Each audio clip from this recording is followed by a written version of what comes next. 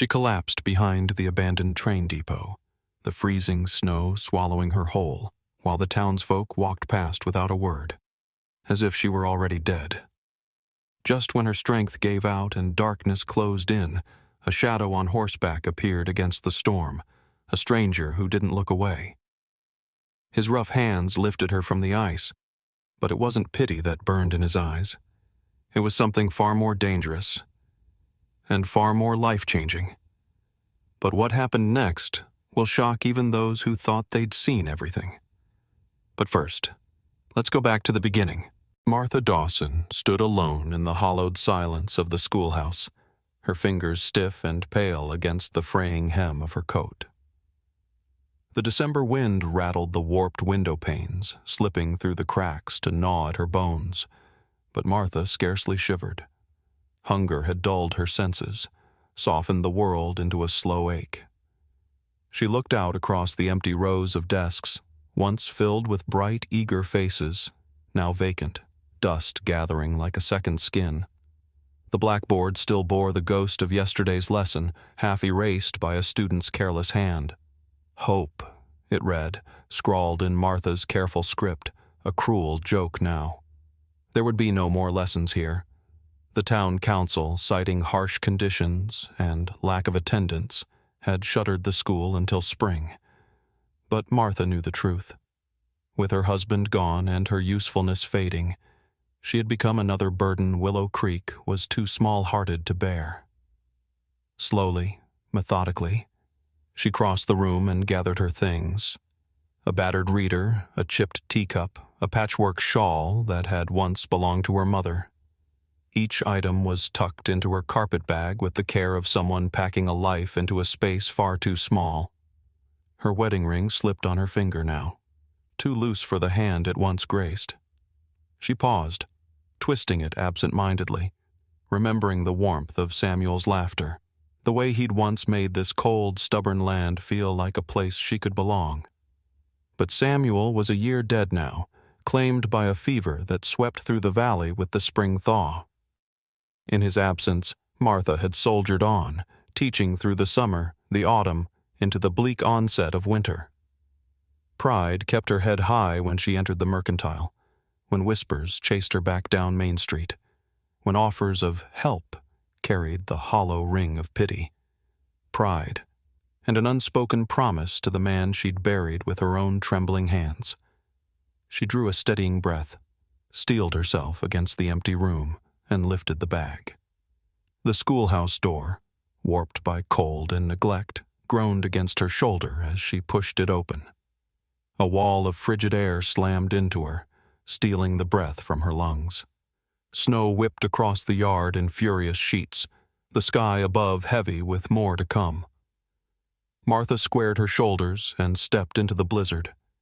There was no destination, no waiting fire or open door, only the long, white road unspooling before her and the cold certainty that in Willow Creek, survival was a battle fought alone.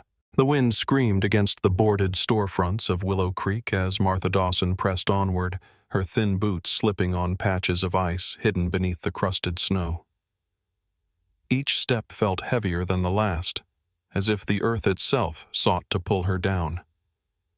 Her breath came in ragged gasps, tearing at her chest, the cold so deep it left a taste of iron on her tongue. She clutched her carpetbag tighter to her side, the rough fabric biting into her chapped fingers. The main street stretched before her like a gauntlet. Men who once tipped their hats now studied the worn tips of their boots. Women who once offered baskets of preserves now stiffened their backs and turned into doorways, the hems of their skirts vanishing like whispers behind closing doors. Even the children who had once huddled around her stories by the schoolhouse stove were kept inside by mothers who watched Martha from behind frost-furred windows with narrowed, wary eyes. Pity had dried up with the last harvest. In a town battling its own meager survival, a widowed schoolteacher was no longer a cause. She was a caution, a reminder of how swiftly fortune turned and how merciless winter could be. Martha's stomach cramped sharply, a hollow, gnawing pain that made her stumble. She steadied herself against the iron railing of the town's abandoned livery, breathing through the spasm until it passed. No one moved to help. No voice called out. She was invisible now. Or worse, a ghost still tethered to a place that had no use for her. She lowered her head against the cutting wind and made her way toward the train depot, little more than a sagging building of gray timbers and rusted nails. No trains came through Willow Creek in the winter. The rails lay half-buried under snowdrifts, silent and useless, like the hope that had once tethered her here. By the time she reached the depot's lee side, her legs trembled beyond control. She sank to her knees, the cold seeping through her skirts, stealing what little warmth remained. The carpetbag slipped from her fingers and fell open, spilling its pitiful contents. A cracked teacup, a worn shawl, a small Bible with the cover peeling away like dead bark. Martha didn't bother gathering them. She simply bowed her head against her knees as the iron-gray sky lowered itself, pressing down until it felt as if the heavens themselves had forgotten her existence. The town, the snow, the merciless cold, all swallowed her up without a sound. The sky was bleeding into dusk when Daniel Walker rode back from the northern pasture, his breath fogging the air in short, rhythmic bursts. The world had shrunk to shades of iron and ash, the land a frozen sea beneath his horse's hooves.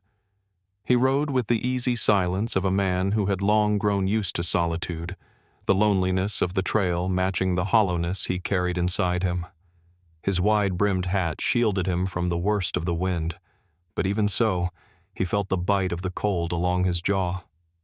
As he passed the edge of Willow Creek's deserted train depot, something caught his eye. A shape slumped against the broken wall, half buried in snow, still as death. He reined in sharply, his horse tossing its head in protest. For a moment, Daniel simply stared, the heavy weight of recognition blooming in his chest. Not who she was, but what she was.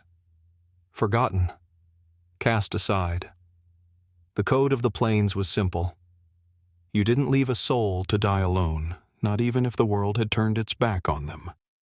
He swung down from the saddle, boots crunching across the snowpack, and approached the figure with wary steps.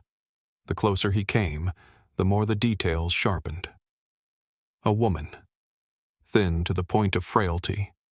Her dress was threadbare, her shawl soaked and clinging to her shoulders like a shroud. The skin of her hands, curled limply in her lap, was cracked and white as parchment. Daniel knelt, the cold biting into his knees through the worn denim. He hesitated, his gloved hand hovering above her shoulder. It had been a long time since he had touched another human being without expectation, without fear of losing again. But something about the way she was folded in on herself, small and silent as a dying bird, stripped away his doubts. He laid his hand gently on her arm. At the touch, Martha stirred. Her eyelids fluttered open, revealing a pair of eyes dulled by exhaustion and hurt, but not yet emptied of spirit. For a long moment, she stared up at him as if she were unsure whether he was real or just a figment summoned by a mind desperate for kindness. Martha braced herself instinctively for cruelty, for the familiar flicker of disgust or condescension. She had learned to expect it, even to steel herself against it. But what she found instead stopped the words in her throat. Concern, plain and unvarnished, set deep into the lines of his face. Not pity, not scorn, only the simple, undeniable recognition of one soul seeing another's suffering and refusing to look away. For the first time in what felt like an eternity, something warm stirred beneath the icy weight inside her chest. It wasn't trust, not yet, but it was the memory of trust, the ghost of something she had thought long buried, hope. Daniel shifted his coat off his shoulders without a word and draped it over her trembling frame. Then he spoke, voice roughened by cold and long disuse. "Let's get you out of the cold, ma'am." and for the first time in days, Martha let herself believe she might live to see another sunrise. The horse shifted anxiously as Daniel lifted Martha into the saddle, her body lighter than a sack of grain, frighteningly insubstantial in his arms. She made no protest, only a faint sound, half a breath, half a sob, muffled by the folds of his coat.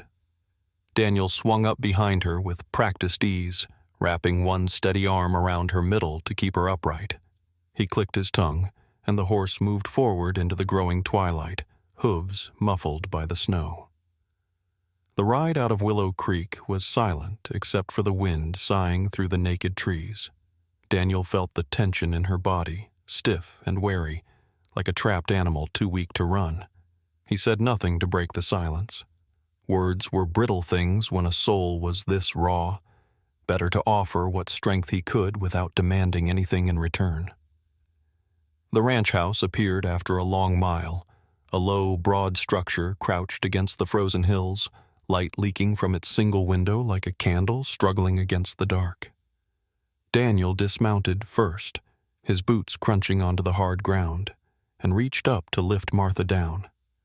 Her skirt caught on the saddle horn, and for a heartbeat, she hung there awkwardly.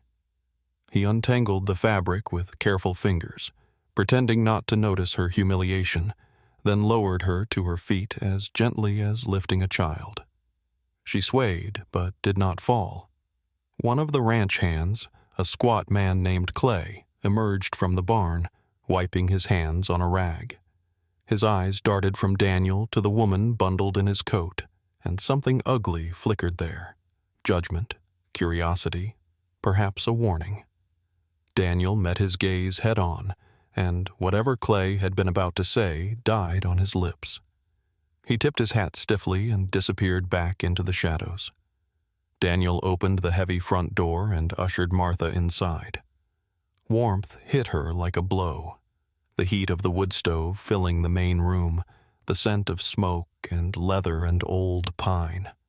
Martha hesitated at the threshold, as if afraid the house might spit her back out. Daniel didn't rush her. He simply closed the door behind them, shutting out the freezing night. "Sit," he said gruffly, nodding toward the chair closest to the stove. Martha obeyed, sinking into the chair with the mechanical grace of someone who had long since surrendered to exhaustion. The fire's light played over her features, sharpening the hollows beneath her cheekbones, the purplish smudges beneath her eyes. Daniel busied himself at the stove, ladling thick stew from a cast-iron pot into a battered tin bowl. He set it on the table beside her without ceremony, along with a hunk of dry bread. She stared at it for a long moment, as if unsure whether it was meant for her, whether she dared take what she had not earned. Finally, with trembling hands, she picked up the spoon and began to eat, slowly at first, then with the quiet desperation of someone too proud to show their hunger. Daniel said nothing. He took up a seat across the room, far enough to give her space, close enough that she could feel his presence if she chose to. Outside, the blizzard raged against the windows. Inside, the only sounds were the crackling of the fire, the faint clink of the spoon against the bowl, and the slow, steady rhythm of two broken souls remembering what it meant to share the same air. Neither of them spoke. Words were not needed. Tonight, survival was enough. Tomorrow would come soon enough. Martha woke to the soft crackle of firewood and the scent of coffee brewing somewhere beyond the veil of her dreams. For a long moment, she lay still, staring at the low beams of the ranch house ceiling, unsure if she had truly escaped the snowdrift, or if this was merely the last mercy of a dying mind. Only when the weight of Daniel's coat slid from her shoulders did she understand. She was alive. The weakness in her limbs remained, a dull heaviness that warned her recovery would not be swift. Yet pride, that old stubborn companion, pushed her upright.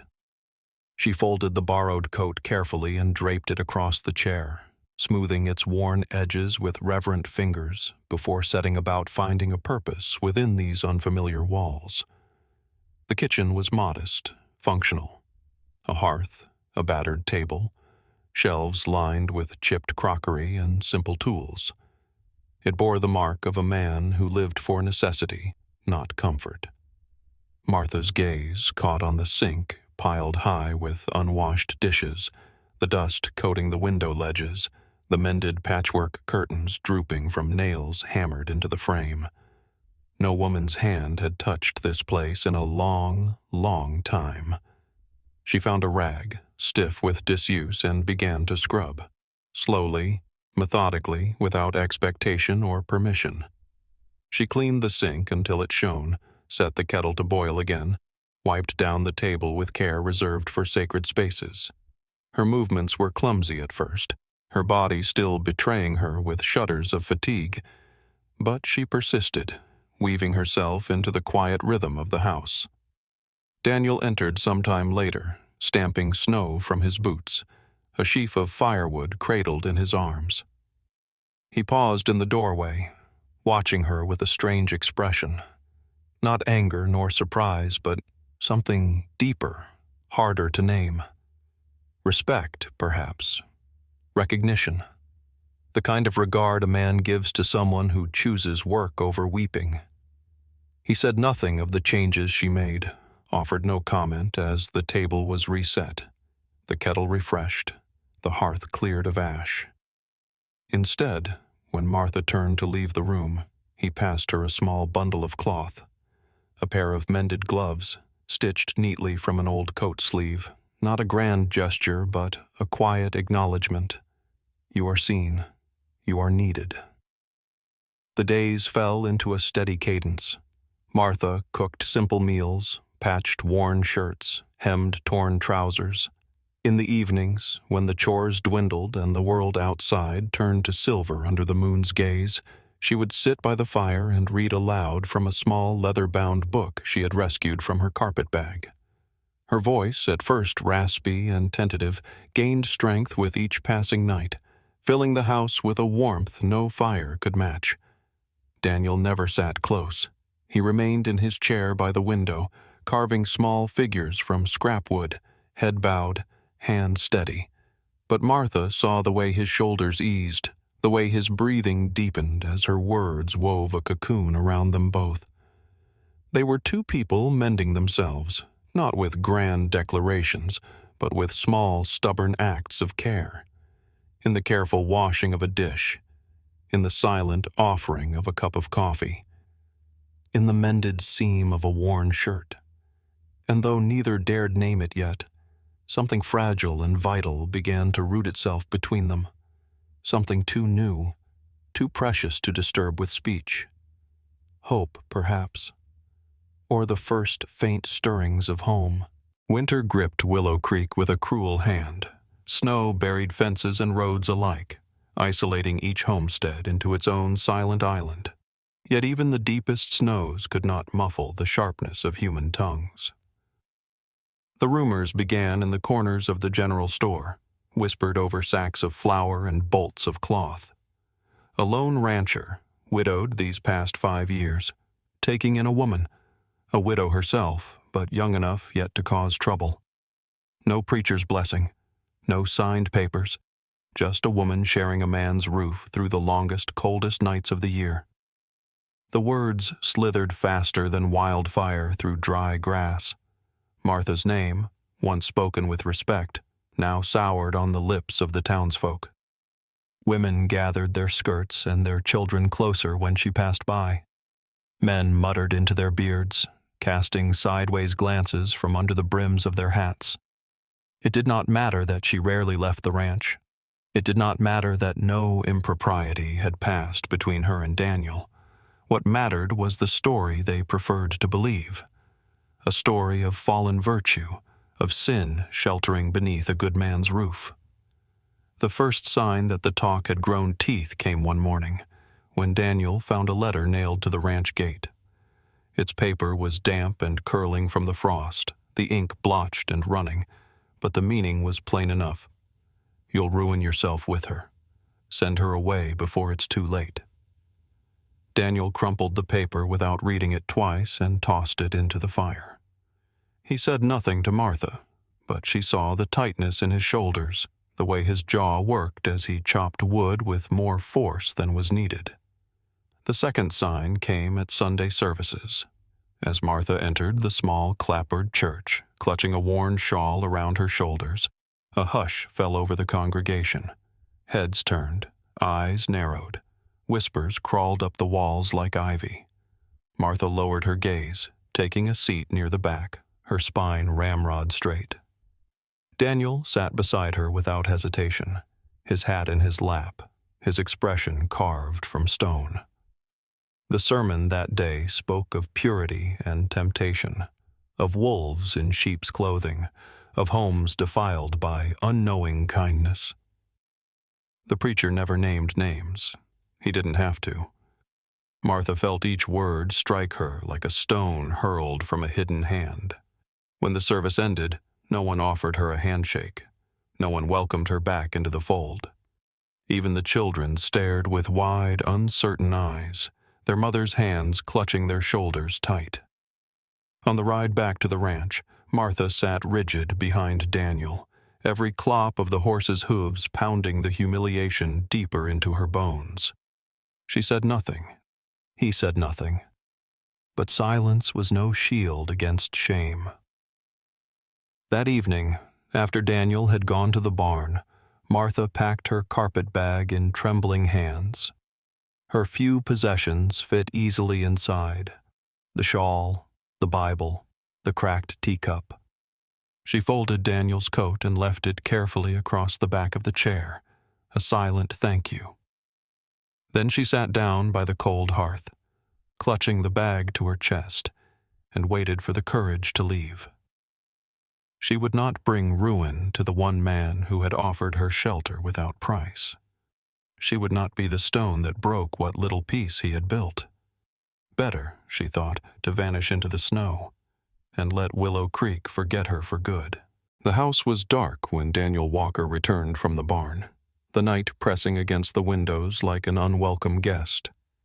He stomped the snow from his boots and hung his coat by the door, shaking the cold from his shoulders. Something was wrong. He felt it in the stillness of the room, not the peaceful quiet of a house at rest, but the brittle, aching silence of absence. He crossed the floor in 3 strides and found her sitting by the dead hearth, the carpet bag clutched tightly against her chest like a shield. She looked up at him, and the pain in her eyes struck harder than any blow. Not fear, not shame. Something worse. The hollow resignation of someone who had already decided to leave. Daniel's gaze dropped to the carpetbag, then rose again to meet hers. Neither spoke. The fire between them had long since burned down to embers, but the weight of the moment lit something fierce in the air. "You're leavin'," he said, not a question. Martha nodded once, barely a movement, as if even that small act cost her more than she could spare. Daniel felt a slow burn rise in his chest, not anger at her, but at the world that had taught her she was nothing more than a burden to be hidden away. At the town that could not see the strength it took for a woman to endure with dignity what would have broken most men. He crossed the room without hurry, without heat, and crouched before her, the boards creaking under his weight. "You think running will make it easier for me?" His voice was low, steady, almost rough. "You think this place needs their approval to be a home?" Martha blinked, confused, her lips parting to protest, but he shook his head once, silencing her. "I know what folks are saying," he continued. "I hear it same as you. But I stopped living my life for gossip the day I put my wife in the ground." His hand moved then, slow and certain, reaching for hers. She hesitated, a lifetime of rejection pulling her back. But finally, with a trembling breath, she let him close his fingers around hers. His grip was warm, solid, a promise, spoken without need for fancy words. "I ain't letting you walk out of here like you're something to be ashamed of," he said. "You're not." Martha's throat tightened painfully. The carpet bag slipped from her grasp and fell to the floor with a soft thud. She pressed a hand to her mouth to keep the sob inside, but Daniel heard it anyway, a sound torn between heartbreak and disbelief. He stood, tugging her gently to her feet. The room tilted slightly around her, not from weakness, but from the sudden, dizzying shift of her world. "Marry me," Daniel said simply. No speeches, no grand promises, just 4 words that bore the weight of everything he had to give. Martha stared at him, searching for doubt, for pity, for obligation in his face. She found none, only that same unwavering concern she had seen on the night he found her in the snow, the quiet certainty of a man who knew what it meant to lose and still chose to hold on. Tears spilled down her cheeks, hot against the coldness winter had etched into her skin. She nodded once, her voice lost to the storm gathering outside, but not inside. Inside, for the first time in longer than she dared remember, the storm had finally broken. The morning of their wedding dawned pale and brittle, the sky a fragile shell stretched over a world still locked in winter's fist. No bells rang, no carriages rolled down Willow Creek's main street, no crowd gathered in eager anticipation. Instead, in the hush before the ranch awoke, Daniel Walker hitched the old mule to the wagon himself, brushing the snow from its worn boards with a sweep of his hand. Martha wrapped herself in her best shawl, the same one she had worn into the church weeks before, the same one that had failed to shield her from the cold stares and colder hearts. Today, it shielded her from nothing but the wind. And that was enough. Her wedding dress was no more than her plain Sunday gown, carefully mended where the seams had begun to fray. She had stitched a ribbon at the waist the night before, a simple blue scrap she'd found at the bottom of Daniel's old sewing tin. Her something borrowed, though no one had thought to say so aloud. Daniel wore his best shirt, the cuffs neatly pressed, the collar still stiff with newness. His boots were scuffed from years of honest work, and his hat sat squarely on his head, battered but proud. There were no bouquets, no music, no ceremony, other than the one they carried inside them. A quiet decision. A promise made not with words, but with steady eyes and weathered hands. They rode into Willow Creek in the plain wagon, side by side but not touching, the silence between them thick with everything that did not need saying. Townsfolk stopped what they were doing to watch. Some with curiosity, others with disapproval barely masked beneath thin smiles. Martha kept her gaze fixed ahead, her hands folded in her lap, her heart hammering like a bird against its cage. At the small courthouse, Daniel helped her down from the wagon, his hand lingering just a second longer than necessary against her gloved fingers. They crossed the threshold together. Inside, the clerk, a stooped man who smelled faintly of tobacco and ink, glanced up, took in their faces, and, to his credit, said nothing more than, "Sign here." Daniel wrote his name first, the pen carving firm strokes into the paper. Then he passed it to Martha. Her hand shook slightly as she formed the letters, each one a tiny act of defiance against the cold and the cruelty that had tried to erase her. When it was done, the clerk nodded and muttered a perfunctory blessing. There were no witnesses but the winter light slanting through the high windows and the dust motes dancing like tiny stars in its beam. Daniel took her hand then, properly, in the open, in front of God and whatever neighbors still chose to whisper, and placed a simple gold band on her finger. It was slightly too large and spun loosely, but Martha did not mind.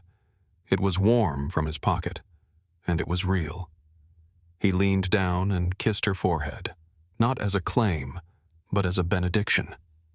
When they stepped back into the sunlight, the town still watched. But Daniel only squared his shoulders, tucked Martha's hand firmly into the crook of his arm, and led her back to the wagon with a quiet dignity that needed no defense. No one cheered. No one blessed them. And yet, as Martha looked up at Daniel, at the man who had seen her not as a burden, not as a shame, but as someone worthy of standing beside him. She felt something vast and unshakable settle into her bones. This was not the wedding she had dreamed of as a girl. It was better. It was hers. Spring crept into Willow Creek with hesitant fingers, prying apart the stubborn fists of winter. Snowmelt dripped from the eaves and ran in muddy rivulets along the wagon tracks. Bare branches swelled with the first signs of life, tentative and slow, as if the land itself had forgotten how to hope. Martha and Daniel returned to town only when necessity demanded it. They moved through the muddy streets side by side, their steps unhurried, their shoulders square.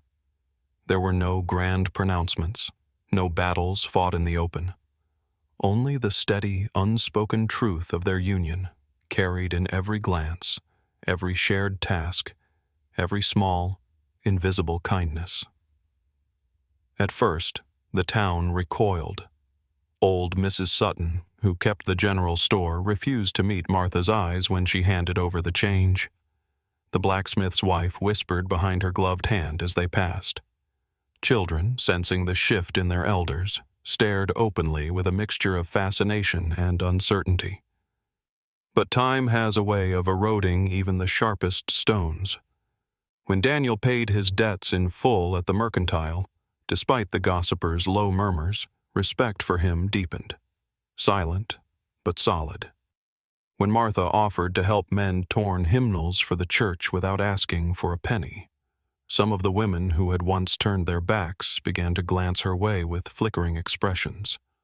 Not yet warmth, but something less cold than before. It was not forgiveness, for there was no sin to forgive. It was not acceptance, not yet. It was simply the slow, reluctant recognition that no amount of whispers could unravel the life Martha and Daniel had built with their own bare hands. One afternoon, as Martha stood outside the mercantile, waiting for Daniel to load a sack of grain, a little girl with a gap-toothed grin tugged at her skirt.